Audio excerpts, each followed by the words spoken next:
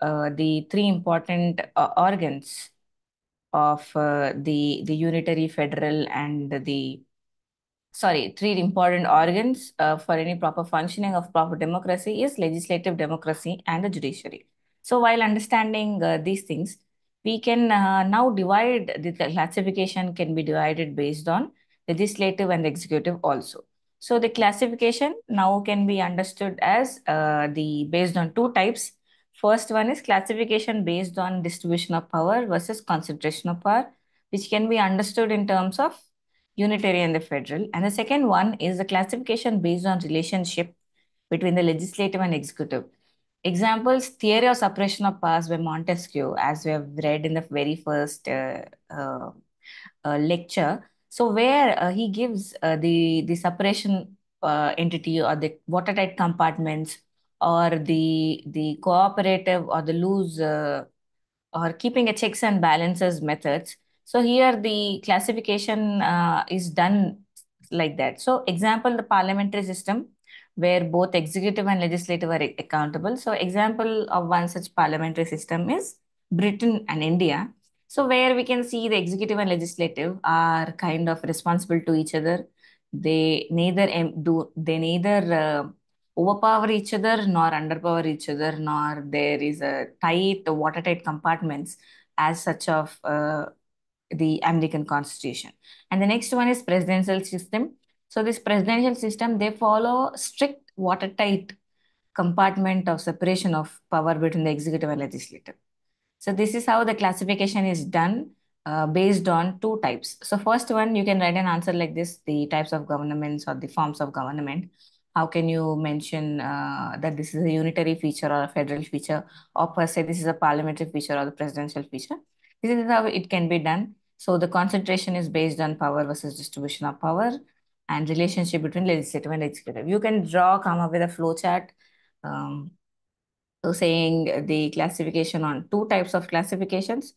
First one is concentration based on power and versus distribution of power. Two branches will come. The second one, again the classification relationship between the legislative and executive. Here examples unitary and federal. Here examples parliamentary and the presidential. So that is how you can approach any answer. And now next one is let us understand what is federal system of government. So this federal system of government has been in this can be said that this is not something new.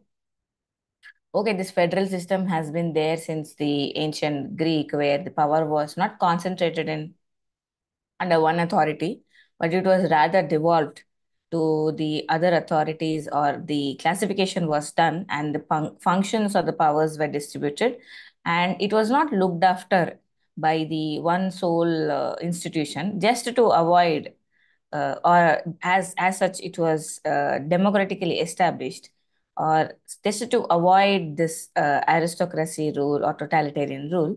They followed this distribution of power among the institutions.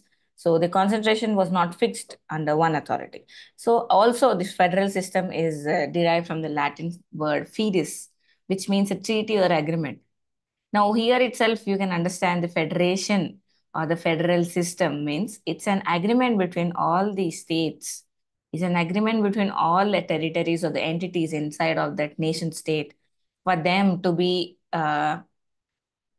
devolving or working together, so that they'll have an consigned the independentship or protection, or they can maintain their sovereignty along with working with each other, so that this will help them protect themselves or fight against any external uh, authorities or any external takeover by the other kings or by the nearby kingdoms. So also the meaning of federal system or the federation or the fetus means it is a system of government which unites separate polities in order to allow each other and maintain their political integrity.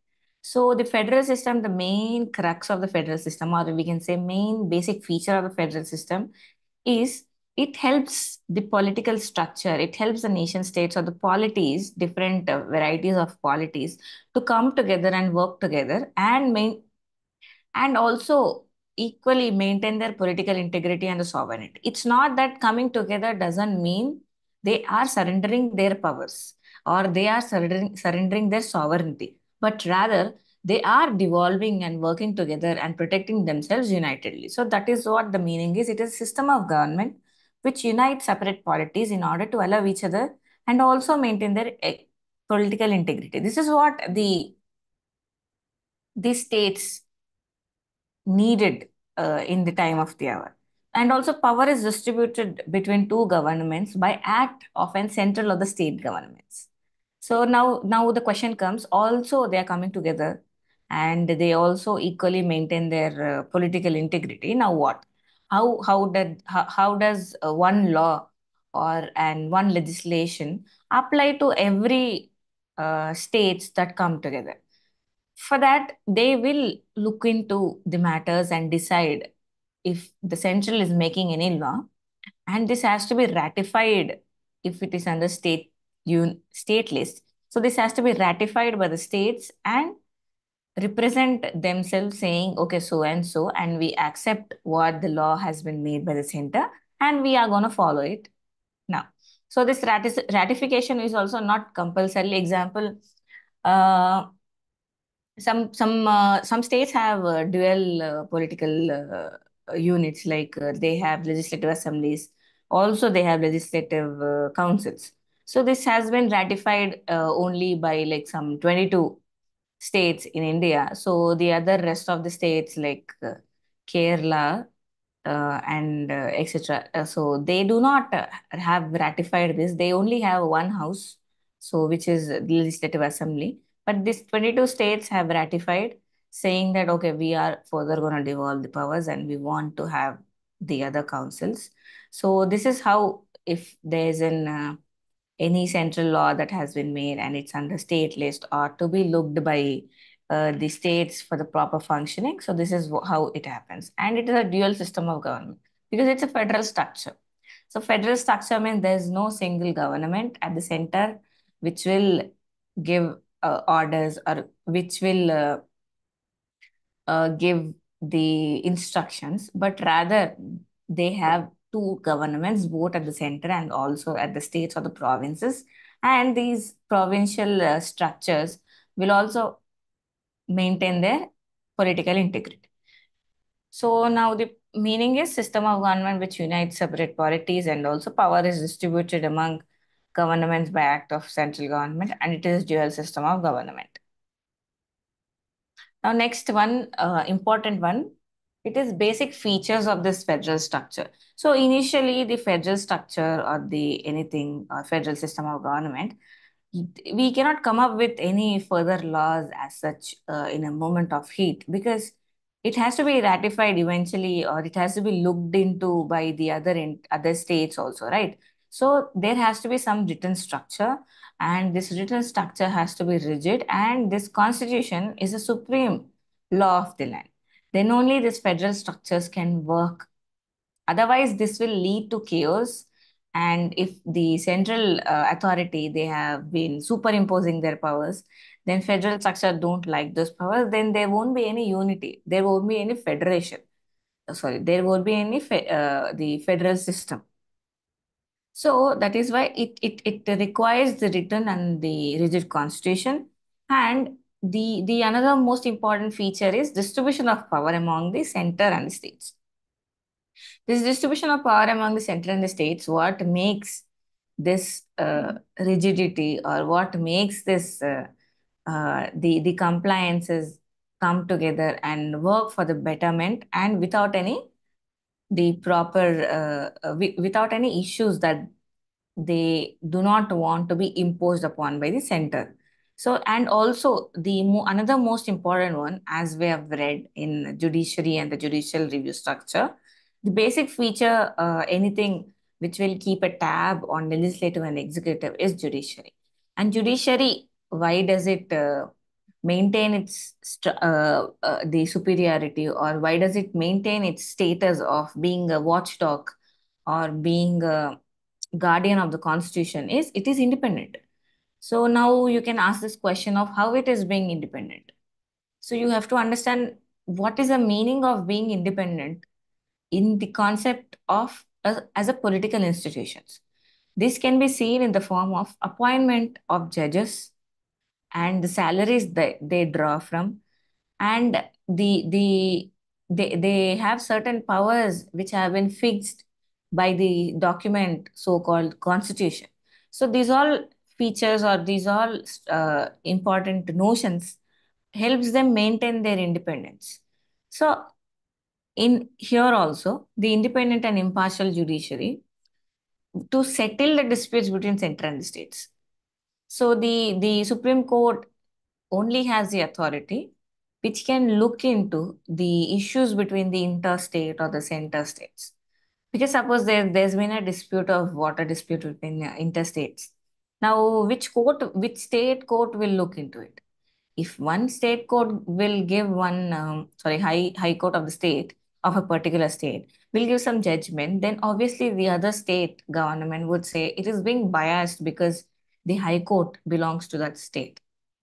So, in order to settle such disputes, and also if there's an issue between center and the state, suppose states went to the Supreme Court in the lieu of the funds not being getting given to the states in purview of GST. Now, what happened? The court heard the case, then court gave a statement that center must disperse this funds, or this money as soon as possible, as it is a right of the states to get their the allotted or collected GST taxes. So who settled the matter? It's a Supreme Court settled the matter. So that is why this independent and impartial judiciary must be established, or this judiciary as an, or let's say suppose Court has an highest authority, will look into such legal disputes between the center and the states. So these are the basic features of federal structure. And now, for any federal structure to be intact or to be functioning properly or to be a rigid, solid structure, so that the sovereignty must be maintained intact and there is no external pressure or there is no external aggression, then certain features or essential conditions must be met. So these conditions can be read in the following points. So the first one would be geography. So for any federal structure, in order to have their the proper functioning of the political institutions, then the geography must be united. There should not be any break. Suppose there's this part of country A, then there comes this country B, then there comes again country A. How do you expect this country A to be ruling with this country B? It's not practically possible, right? They will be the feature divide. Suppose the country on A only has this the parliament structure, and which will devolve the powers, and there is no parliamentary structure or anything as such in the country C, which belongs to country A, then country C will feel left out. One such great example would be like Pakistan, India, East Pakistan, India, and West Pakistan. So that is what it led to, this overimposition of power or overimposition of culture or overimposition of language that has been felt by the Bangladeshis, and which led to the liberation war of 1970-71. So that is what the federal structure, to be intact, the geography must not be divided. So it shall have a continuous geography, and it does not matter if the size is a bigger state or if it's a smaller state, unless there is no break in the geography and it's a continuous geography. The federation works well with a larger structure or the smaller structure. One such great example is India. We have great federal structure, and the states, 29 states coming together and forming a union of India, and the devolution of powers among the center and the states.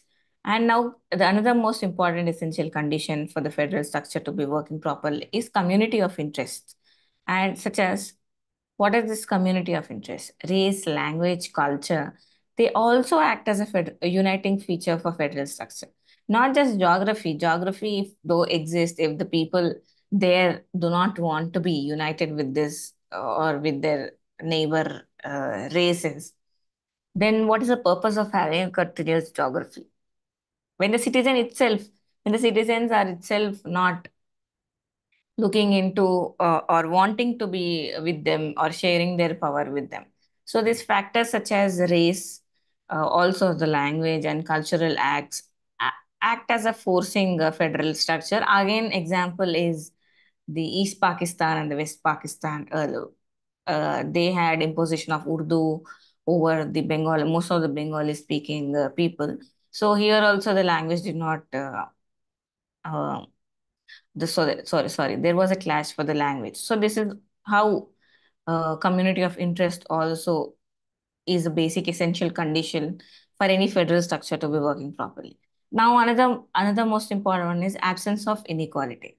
Now what happens? Absence of inequality, nothing but the center and the state, the power should be dissolved equally among the states.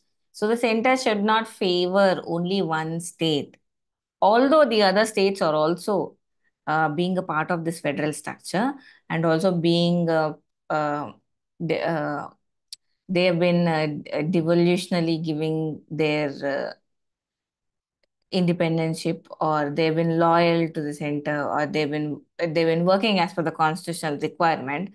But even though if the center shows partiality only to fewer states, then this will lead to the breakage of this federal bond.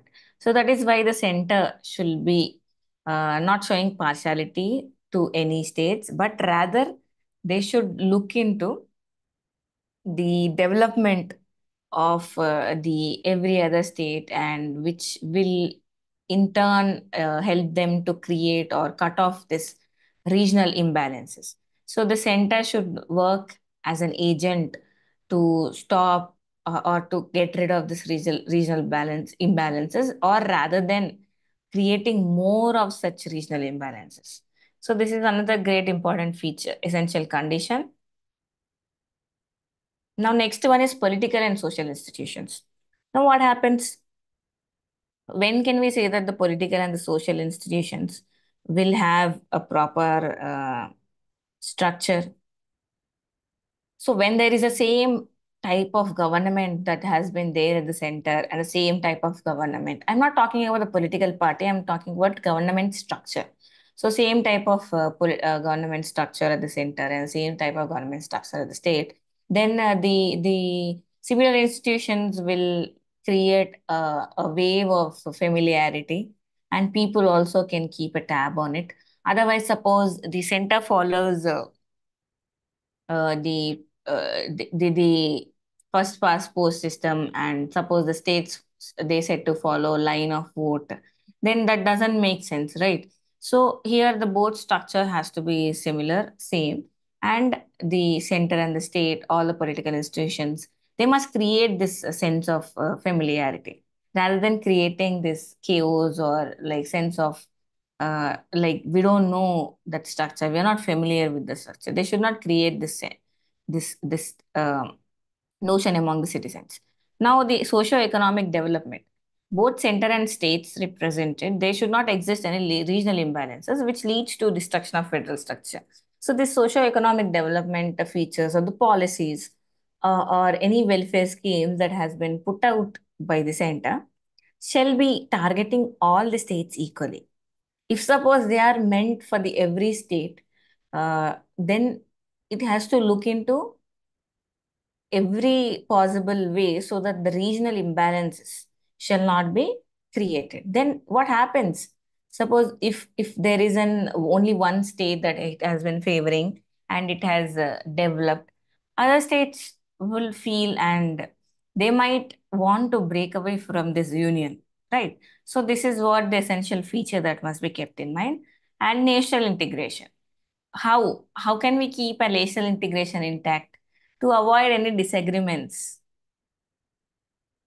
So that is a basic thing that can be done. So it can be done by avoiding any disagreements in order for a nation to be integrated and following this federal structure. Now another one is essential conditions. So the political ability depends on the people understanding of center of both national and regional values. So now here it comes the political culture or the attitudes or the sentiments of the people into picture. So the ability depends on people's understanding of the political structure, and they should feel attached to the being with them. Suppose if people do not feel the culture, or do not feel themselves, or do not feel that they have been represented, then there will be wave of separated states, or division, or calling for their own ethnic or regional state structures. So examples which can be seen like the Telangana and Andhra bifurcation. So here the people felt that the sentiments have been not represented, the sentiments have been hurt. So if same thing happens with the center and the states, then there will be no federal structure or Union of India today that we today live in. So only thing that is binding together is people feel, or people sentiments are kept intact, and they know the attitudes and beliefs of the people for the proper functioning of this so-called federal structure. And center and state relations should not overpower states. So what happens usually is, in federal structures, states try to act like a big boss to the states by giving orders or commanding orders. So what happens here is, states feel that they have been uh, ripped of their individuality, or their sovereign political institutions. The center should not always overpower in looking into the states. Center can only overpower if they think that the constitutional structure or constitutional machinery of the state seems to have been uh, against the values or the sentiments of the nation. So then only the center can overpower or try to get the constitutional machinery working properly. Otherwise, it should not try to exert too much of its, impose too much of its powers over the states. And towards centralization, state, here it's for the states. States should accept reasonable authority of the state center in order to establish dynamics. Although the center will impose too much of power, but also they have to keep in mind the states cannot sit down to argue for every single thing, which might create the imbalances and might break the dynamics of the federal structure. So, state also should look into the matter and act as per the reasonable authority of the state, of the center. Now, next one, merits. So there are let us understand the merits of federal structure. So it helps develop a united and a vast nation, no doubt, because it keeps the various entities or various states intact, and which in turn forms a larger political structure. As because we read it in the very first point of undivided geography. And now, next one is, it prevents the rise of despotic governments, because both center and state, center will keep a tab on states, and all the states will also keep a tab on center. So in a way, it will not create a despotic governments where the democratic institutions will be overthrown, and the political institutions or the government institution will be kept intact, and the power distribution will be done properly. And it enables people to experiment with legislation. How? Because they can make laws, and they can understand or look into the views of various other people or large number of groups, and they can try implementing that act, or try introducing that bill. So here they can understand the experiment with the legislation, or making the legislative laws as per their views, or as per their people's choices. And it helps create regional and local governments. So as we went for the three-tier system, so here it created, or it devolved the power further to the grassroots levels. So the regional governments or the local governments have been in rise. Example, during 1967, or after the fourth general elections, we saw a rise of regional parties. We saw a rise of local leaders, and the issues of local people, or issues of grassroots level people, have been coming into the picture.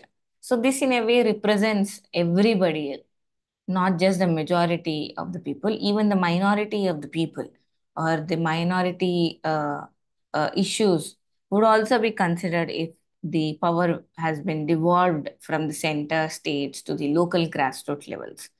So that is how the regional governments can better understand or they can better voice the issues of their people. Now it expands the power to grassroots level institutions because there is a devolution of power and it's a federal structure.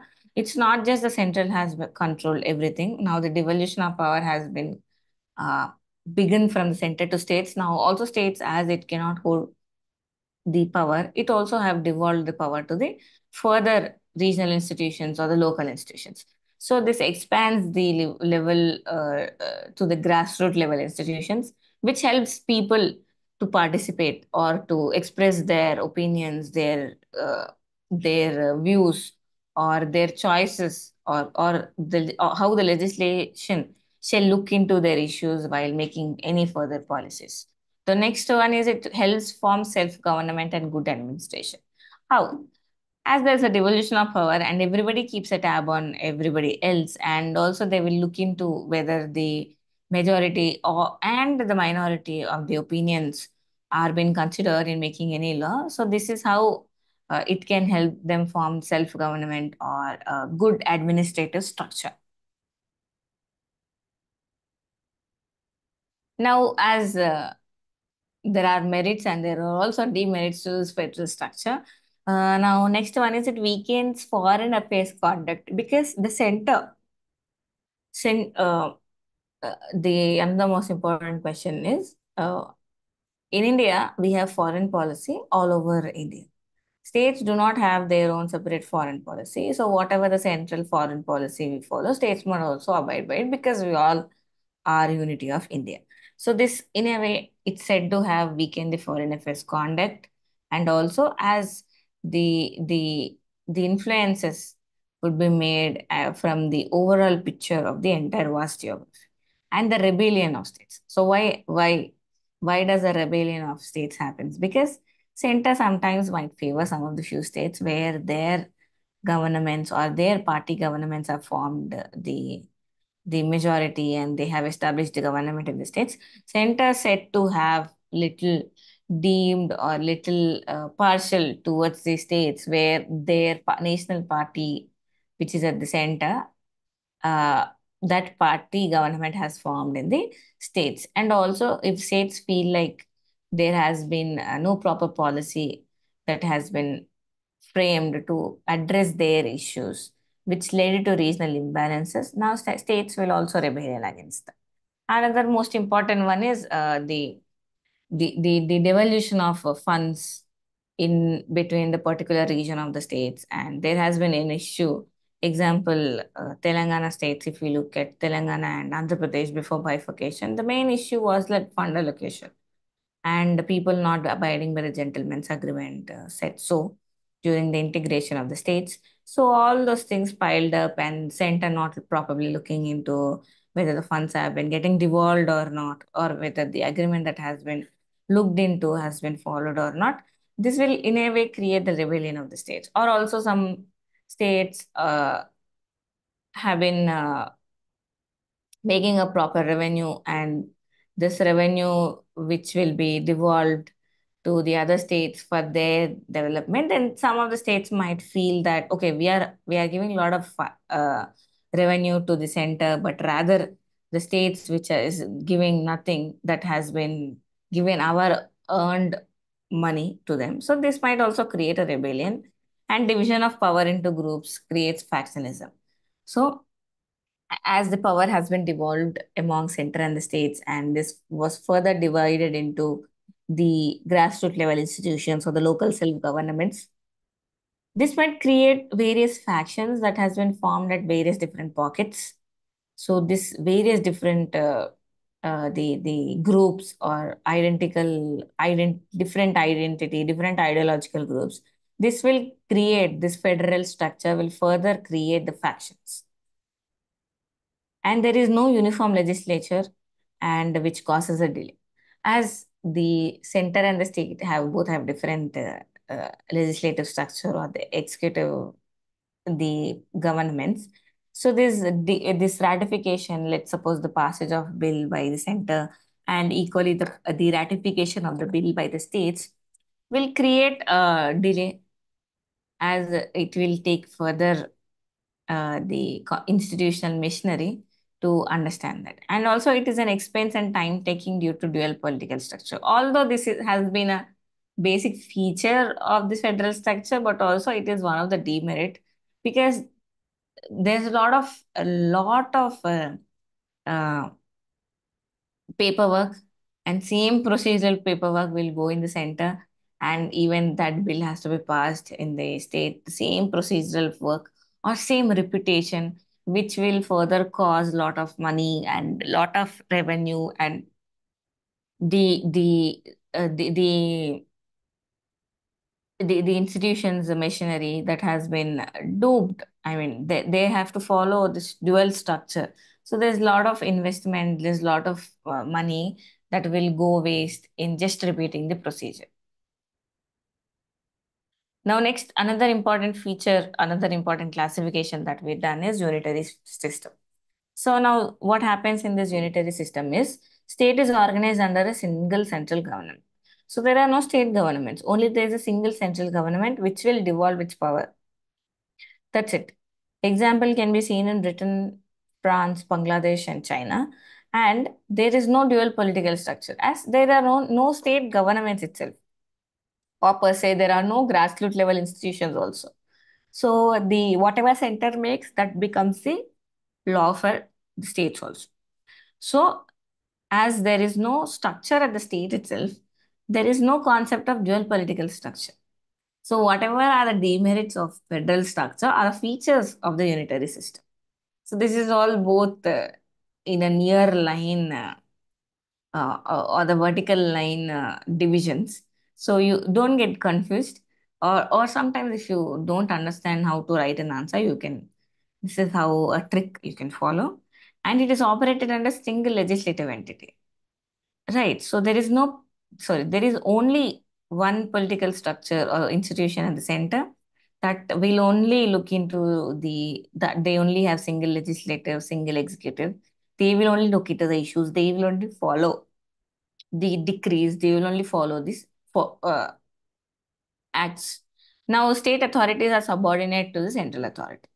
Here, in federal structure, state and central authority will work together. There is no subordinate, there is no the higher authority. But in some of the matters, the center will have an upper hand. But here, the state governments are subordinate, and they are subordinate to central authority. As because central authority is only the it only got the legislative entity or the structure. So this is only the act. So this is only the act making or the law-making authority. So that is why states have no power. They are subordinate only. They have to take the order and instructions that has been followed by the center. Now let us talk about the merits of unitary system of governments. Now what are the merits? It is an effective form because single power, full center.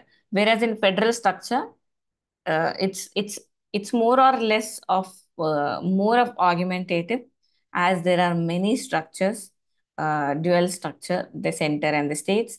There might be not be a smooth flow of uh, the hierarchical power or the power structure.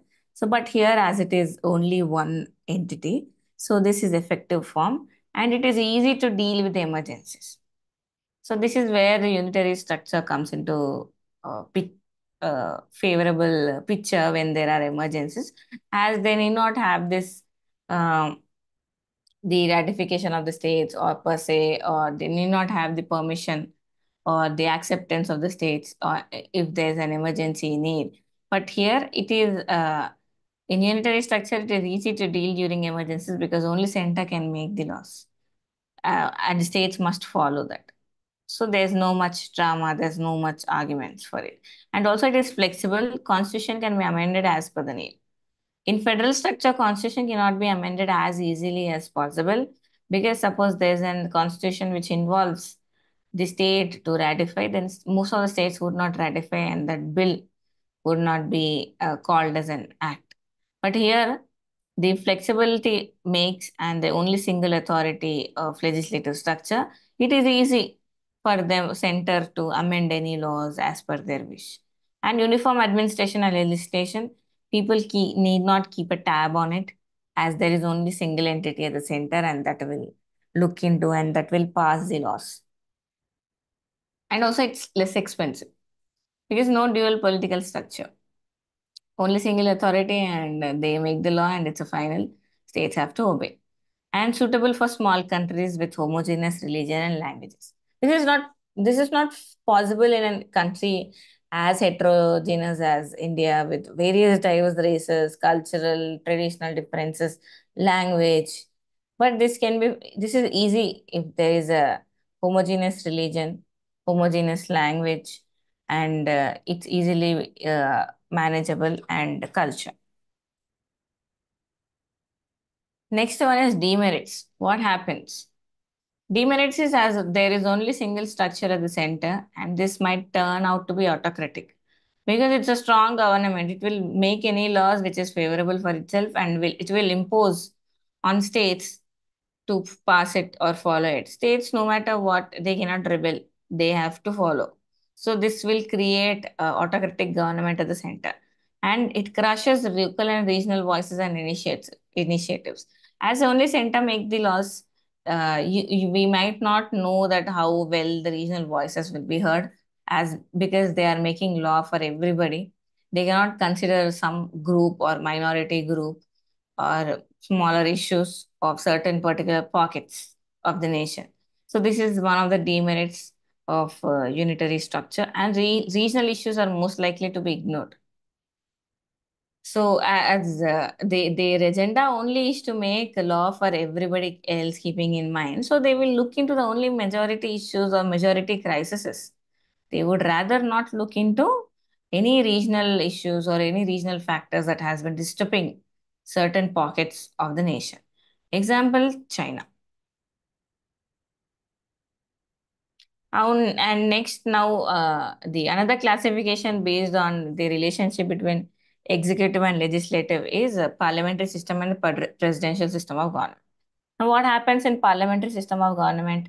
Real executive and the cabinet ministry, which is responsible for the registration and policies, which in turn is responsible for the electorate. Now, what is this here?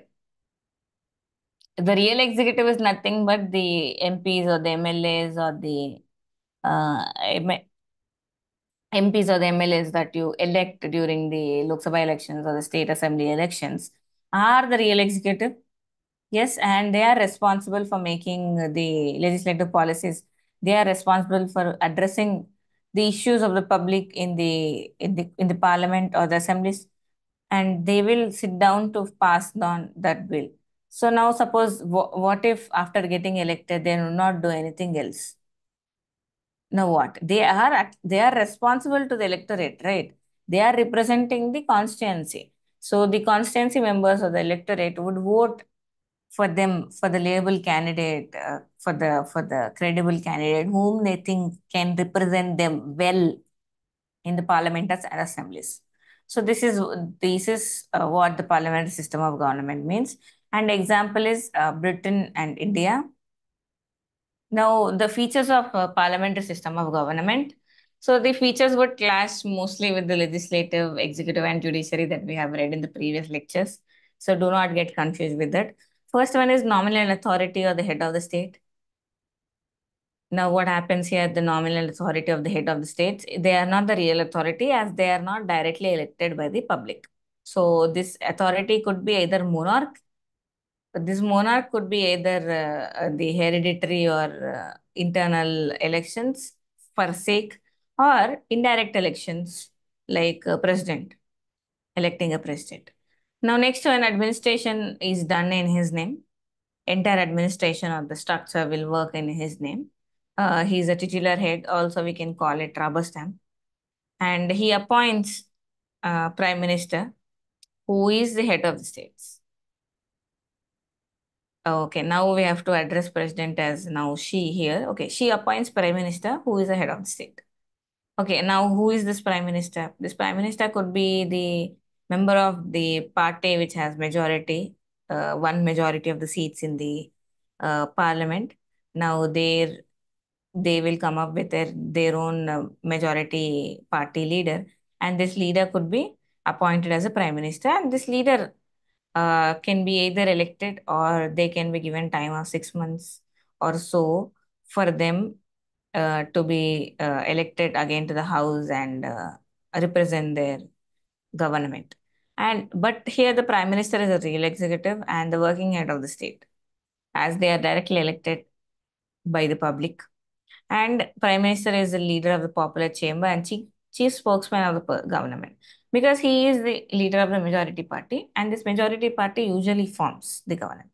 So he is the leader and he is the chief spokesperson of the party, or he represents the government and is the leader of the popular chamber, because they got majority of the seats and they are popular. Now features of the parliamentary system. What happens is prime minister suggests names to president, who in turn appoint ministers or shuffle portfolios. So everything else but under the name of the president, but it will be recommended by the prime minister. So if the prime minister choose to step down, then the government will fall, because he himself represents the party or the government. If there is no confidence, then the government will eventually fall down. Now, all ministers, there's two types of this ministers, or the shuffling of portfolios happens, and these ministers could be appointed from same political party or could be from different political party. If they are from same political party, they can be categorized into political homogeneity. Now, what is political homogeneity? Because all of them belong to majority party, as they've got huge number of votes, they may not um, get the ministers, or did not get the representatives from outside of the party. Now, next one is non-homogeneity. This can happen in coalition governments. Coalition governments, current one is a coalition government. Uh, so India had most of the times we had the coalition governments until 2014 and 2019 elections. We had a single party majority government. There was no coalition governments. But now again, 2024 elections, India had got a coalition government. Excuse me. As it is coalition governments and many other parties have come together and formed the majority, the ministers could be from different other parties. And the main feature of this ministers is collective responsibility. They're collectively responsible to the legislative. So whatever they done, whatever they do, they are responsible to the legislative. They represent the electorate in the legislature. Now, next one, PM must be member of any house. Prime Minister could be from Rajya Sabha or Prime Minister could be from Lok Sabha. Example, Manmohan Singh was from Rajya Sabha when UPA 1-2 was formed, and now the current three governments, the Prime Minister is from the popular house Lok Sabha, and there's a convention, there's a fictional convention everywhere in the constitution. Now, another important convention here we talk about is, if Prime Minister is not a member of the House, as I explained earlier, then he is required to secure membership within a period of 6 months. Then power to vote on policies and bills in the House, raise important issues of public importance and emergency. These are all the features of these members, or features of the parliamentary system of government, and various other functions that need to be followed by this uh, of these authorities, like president, prime minister, etc. Now, next one, they are features is they are immune from media criticism, can vote on no confidence motion, and effective opposition. Opposition party always plays a constructive role. So that is why for any democratic country to be ever growing, there has to be both the majority party and the opposition party, so that it can opposition party from time to time can criticize the government policies and can raise in the interest of public issue. so that it can not be turned out to be into despotic governments, and also immune from media criticism, like whatever the representatives say in the house or whatever they talk about, they're immune from any legal procedures, and they cannot be bashed for saying so in the house.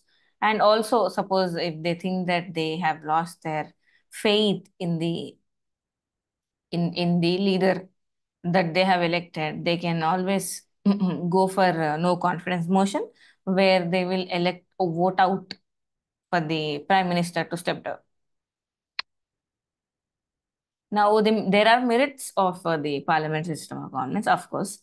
So the merits are harmony between legislative and executive department.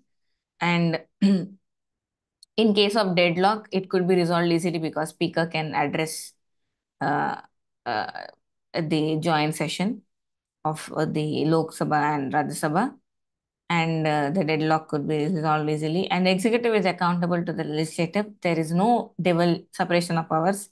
There is checks and balances by both the parties, sorry, all the three organs, and programs of the government can be discussed and put to vote. So that is how the any bill or any act or any bill of act that being introduced to make it to an act shall be put down to discussion, and they will discuss and they will vote. That is what the parliament debates are for, right? And also it can pursue rigorous policies with majority vote. So the rigorous policies or any policies that they want to be looking into, that shall be followed with the majority vote, which can uh, help for the better administration of the government. Now, it is a flexible form of the government. So, and opposition party is always ready to form the government. It is responsible to the public opinion. So, it's a flexible form because as it puts down to vote, and it is not rigid. It can be, it can change its opinions according to the public pulse or according to the public outrage or the public views.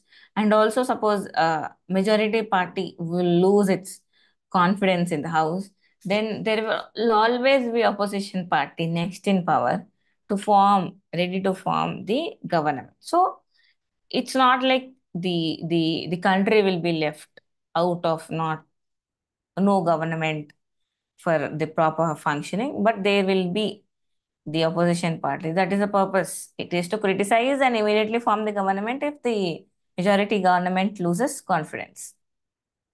Now, demerits. It violates the principle of separation of powers because they work together. As executive and legislative work together, they keep tab on each other. This might sometimes be overpowering. Sometimes executive might be overpowering the legislative. And unstable governments because in terms of coalition governments, so the people will be changing their alliances, the representatives will be shifting their parties. This could lead to government losing majority and the government losing its stability. So the government will fall down, obviously. And it makes executive autocratic. Yeah, executive recently has been, I mean, in recent times has been, not recent doesn't mean like now recent, in general has been increasing or overarching its powers over legislative. This we have discussed in executive and legislative chapter. You can go again and read. And opposition is sometimes irresponsible, yes. Instead of criticizing constructively, it keeps on criticizing whatever the government makes. This is going to make policies get delays in the policies, get delayed in the acts or the bills that has been introduced. So there has to be constructive criticisms, there's no doubt, but it shall not criticize every other thing that a government introduces into it. And interest of parties in general overlap with the interest of the nations because as it is a party system of government, the party's features or the party's political manifestos will be overlapping with the in general public interest. And the other demerits is most of the ministers spend their time in political work. They do not possess any exclusive knowledge of policies. Yes. In spite of failures, the system works well in bi-party system. If there is only bi-party political structure, if not this party, that party will come into power. So if there are intact two parties, then this works great. Otherwise, if there's a multi-party system, then coalition governments will come into picture, and this might lead to instability. Now, presidential system where chief executive or the president is the real head of the state. He is elected by the people directly, not accountable to legislative. Could be removed by the process of impeachment. United States, Brazil, Argentina, Chile, and Mexico. And the features are real authority. He's the real authority, unlike the nominal authority in the parliamentary system. Separation of power and executive. President and ministers are not part of legislature. Yes, president can use his veto. And system of checks and balances happens because there's a feature of judicial review. Courts can cut off uh, declare unconstitutional or void if they see any executive law or legislative law that has been not followed or against the constitutional provisions. Merits is stable government, term of office of president is fixed. Also fixed, they can be removed through impeachment and effectively functions during emergency. Separation of powers, minister need not attend legislative function. Instead, they can devote time to attending their duties. And it demerits is it leads to executive autocracy. Yes, because president is the authority. He can veto any act or anything, and also the strict division or overarching executive, real executive. So this will create autocracy. And term of president is fixed. Yes, cannot be impeached on being of unfair. So this might little you have to wait until the term to get over, only to get rid of that particular person. And rigid system and constitution cannot be amended easily. Yes, this is not as flexible as parliamentary system where the constitution can be edited or amended easily, not based on the amendment procedures that has been established as per the particular constitutional structures and lack of direct responsibility to the president. Yes, these are all the demerits of presidential system and the parliamentary system. Anything? Yeah. Important questions. Yes. Important questions in this case would be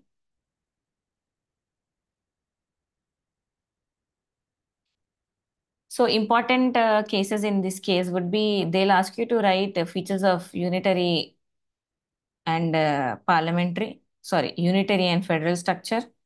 Yeah, then you have to introduce merits, features, you have to write features, you have to write uh, non-feature, you have to write features, merits, demerits.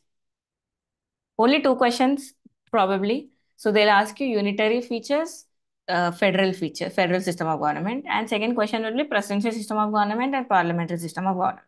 So explain for anything, explain what are its basic definition, example, meaning, example, whatever countries it has, and it features, merits and demerits. This goes for everything. Then in the conclusion, you can compare in a two or three liner saying this is uh, in general your conclusion of which is better and which is not bet which is could be held in certain proper conditions. So you can these are only the two possible questions in here: unitary and federal one question, parliamentary and presidential one question. So these two possible questions you have to write examples, which is must. That's where it fetches you marks. And also if you want, you can uh, explaining the features, you can draw a table or you can go for a flow chart. So that's where the trick comes in. Any other questions you got?